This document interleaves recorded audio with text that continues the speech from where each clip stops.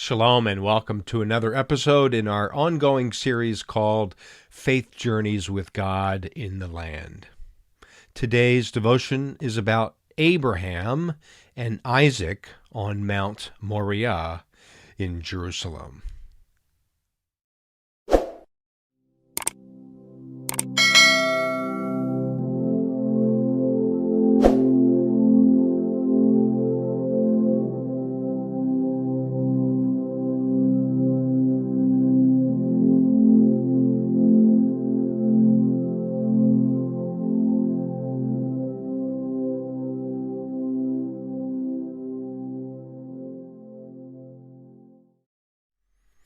Shalom and welcome to this devotion about a guy named Abraham. This is really a remarkable story. It's found in Genesis 22. Now, this is a story that I really can't do on location, and I hope that you have enjoyed the ones that I have been doing on site, on location. And of course, we'll continue this as well in the next number of months. But today I've decided to do a devotion and draw again from my book, Connecting the Dots between the Bible and the land of Israel. And of course, we'll have to get our topography map out as well. So here it is, here our map. We also, by the way, can I mention this? We make these available in our store on our webpage as well. These are really good. They're durable. They're plastic. And, of course, you can see the topography of the land quite well from the southern end of Israel all the way to the northern end where we have Lebanon to the north and Syria to the northeast. And, of course, on the east side is Jordan and Egypt here to the southwest. We like to say that Israel is a nice house in a rather challenging neighborhood at times, given the political map out today. But let's go back about 4,000 years when Abraham was instructed to take his son, Isaac, Itzhak, the laughing one, his name means, all the way to Jerusalem. Now, the name of the city was Salem, and according to the Egyptian execration text, there were a couple sets of them. Probably we can use not only the historical mentionings, but certainly the archaeological records in stating that the city of Salem was not a very big city at all. Melchizedek, according to Genesis 14, was there. He was serving as the priest or the leader. And yet Salem was probably not a well-organized city. No fortification walls have been found, but just know that it's right here in the middle of this hill country that runs from really the area of Hebron today, all the way to Jerusalem and all the way through the Samaritan hills. So we call this the Judean hill country and the hill country of Samaria, before the hill country really ends at this really large valley called the Jezreel. So Abraham comes, by the way, from the north, and he's coming down through this area, Shechem and Bethel and Ai, and he goes all the way down to Beersheba. We read that in Genesis 21, but now from Beersheba, he's found in Salem, or Jerusalem as we know it. And now this is where it really gets interesting, because Abraham is instructed by God to offer his only son. Now, let's step back and just understand the difficulty of this circumstance for Abraham. Isaac, born when Abraham and Sarah were old in age.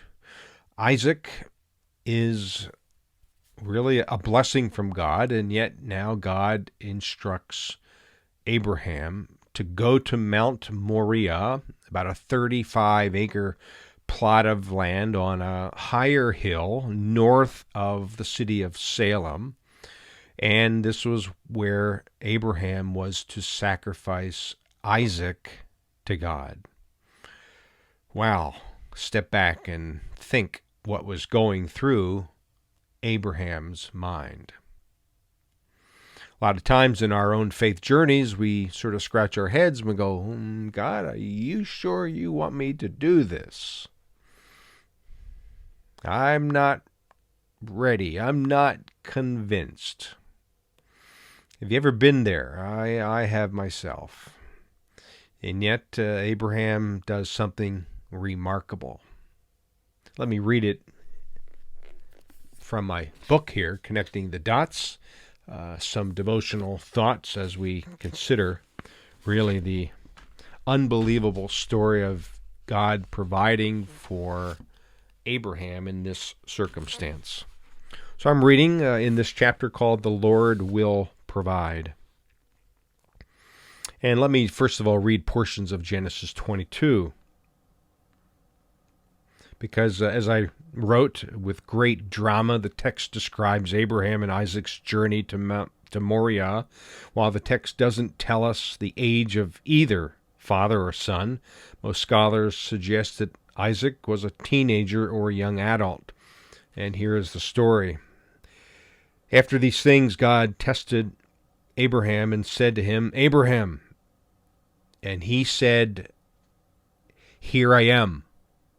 We'll take a note about this phrase, what it means specifically.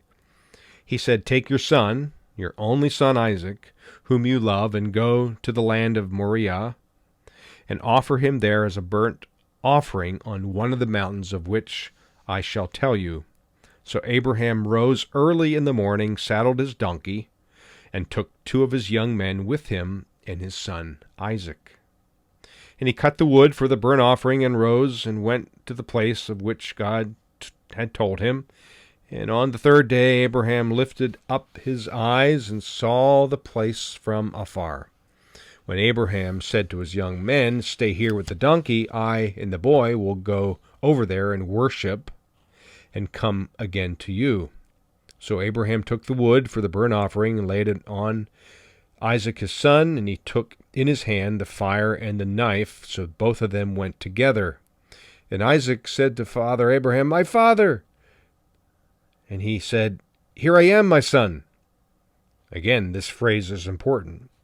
He says, Behold, the fire and the wood, but where is the lamb for the burnt offering?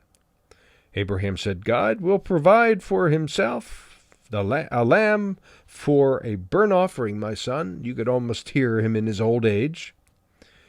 So they went, both of them together, and when they came to the place of which God had told them, Abraham built an altar there, laid the wood in order, and bound Isaac his son, and laid him on the altar on top of the wood. Then Abraham reached out his hand and took the knife to slaughter his son, but the angel of the Lord called to him from heaven and said, Abraham, Abraham! And he said, Here I am! He said, Do not lay your hand on the boy or do anything to him, for now I know that you fear God, seeing you have not withheld your son, your only son, from me. And Abraham lifted up his eyes and looked, and behold, behind him was a ram caught in a thicket by his horns. And Abraham went and took the ram and offered it as a burnt offering instead of his son. So Abraham called the name of that place, The Lord Will Provide. As it is said to this day, On the mount of the Lord it shall be provided. It's a remarkable story of trust when Abraham is asked to sacrifice his own son. But I want you to listen to what this phrase, Here I am, really mean. The inside scoop, if you will. What's preserved in what is one word in Hebrew, and that word is Hineni. In fact, Samuel later on would use the same word to indicate his willingness to God in hearing his voice. Isaiah would use the word as well. Here's what I wrote. Abraham responded to God with Hineni. It means, Here I am. But the word Hineni is a strong Hebrew word that implies being ready to obey, fully available, prepared, and ready for action. In other words, it was a direct way of saying, I'm ready. Moses also used the word in response to God on Mount Sinai. In fact, in the Torah, it is used 8 times. It signifies a turning point, a life-changing moment that requires some kind of decision or action. Abraham could not see into the future, and he could not fathom the reason he was asked to sacrifice Isaac. He acted in faith. Years later, again, as I mentioned, the child Samuel would use the word, and also Isaiah as well. So here's under the heading connecting to our faith journey. Consider how difficult it was for Abraham to respond, Hineni, here I am, and then to act obediently to God's plan. It was a defining moment for this patriarch. When God's Spirit leads and directs us and we respond Hineni, a potentially life-changing opportunity to grow in our faith awaits. Each decision we make to follow God's purpose for our life is a step of faith. It is a step of obedience. Charles Spurgeon said, obedience arises out of a faith which is to us the paramount principle of action. The kind of faith which produces obedience is Lord of the understanding, a royal faith.